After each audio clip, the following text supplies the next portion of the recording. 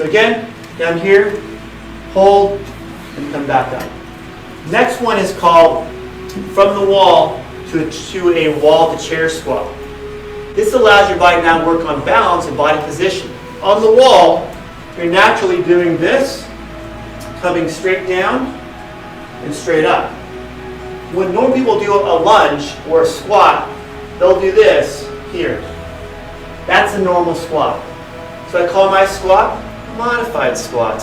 Hey, right? Made up in my head. Very creative, I am. Okay, so I'm going to come down here, go from the wall. First I'm going to do maybe 5 of these on the wall. Come down, hold, come back up. Now I'm going to use either chair or wall, either way. Here, my same body being straight the whole time.